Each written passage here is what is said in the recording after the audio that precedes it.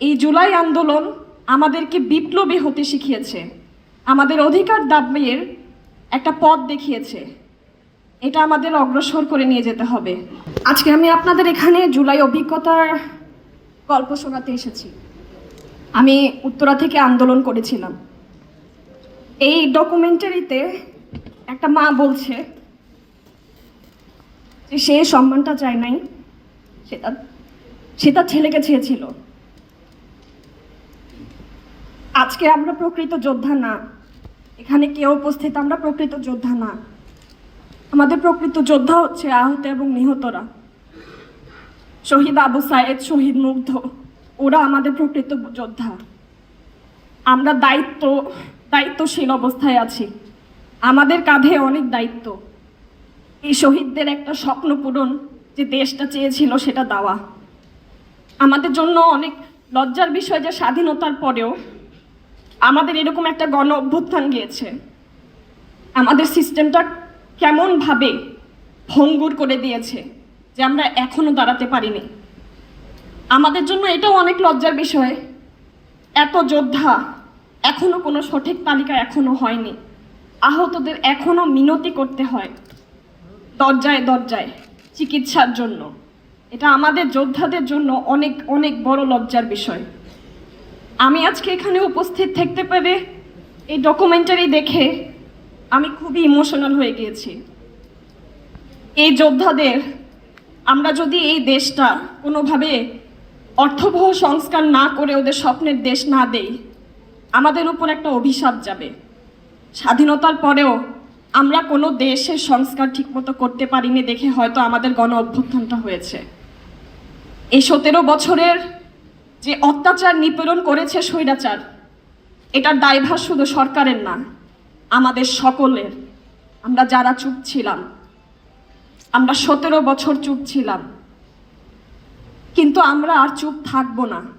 এই জুলাই আন্দোলন আমাদেরকে বিপ্লবী হতে শিখিয়েছে, আমাদের অধিকার দাবির একটা পথ দেখিয়েছে। এটা আমাদের অগ্রসর করে নিয়ে যেতে হবে, সামনে এগিয়ে নিয়ে যেতে হবে। শহীদদের স্মরণ করতে হবে, জুলাইকে সংবর্ধনা দিতে হবে, জুলাই শহীদদেরকে স্মরণ করতে হবে, তাদের বীর যোদ্ধা আমাদের বলতে হবে। আর এই জুলাই কোনো আন্দোলন না, এটা একটা গণ অভ্যুত্থান, এটা একটা বিপ্লব।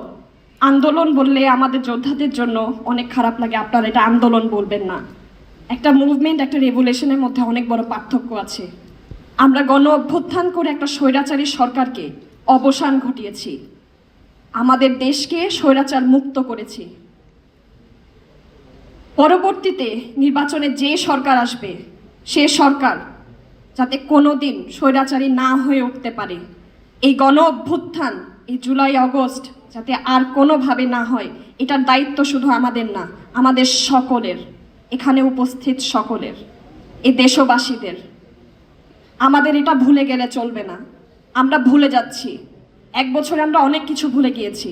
আমাদের দেশে এখনো চুরি, ডাকাতি, চাঁদাবাজি এখনো অনবরত চলছে। আমরা এই দেশ চাইনি। আমাদের দেশে এখনো অর্থবহ কোনো সংস্কার আসেনি। আমাদের আরও বেশি সংস্কারের দিকে আরও মনোযোগী হতে হবে।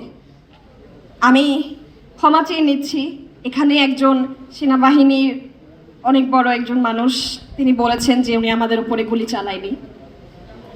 4 আগস্ট পর্যন্ত আমরা রাস্তায় ছিলাম। 4 আগস্ট সেনাবাহিনীর প্রত্যেকের গুলি আমাদের বুকের দিকে তেড়েছিল। ওরা আমাদের হয়তো গুলি চালায়নি, কিন্তু আন্দোলন দমানোর জন্য সেনাবাহিনীর অনেক বড় একটা ভূমিকা গিয়েছে। 5 আগস্টে যেই চিফ, এই স্বৈরাচারী আজকে দেশে নাই সেফ এক্সিট দিয়েছে। আমরা যতদিন এই স্বৈরাচারী খুনি শেখ হাসিনার বিচার কায়েম না করতে পারি, প্রত্যেক শহীদের যদি রক্ত পরিশোধ না করতে পারি, আমাদের উপরে লাঞ্ছনা, আমাদের উপরে অপমান। আমি বেশি কিছু বলবো না, শেষ বক্তব্য এটাই দেব যে এই জুলাই আন্দোলন আমাকে প্যালেস্টাইনের গভীরভাবে অনুভব করিয়েছে।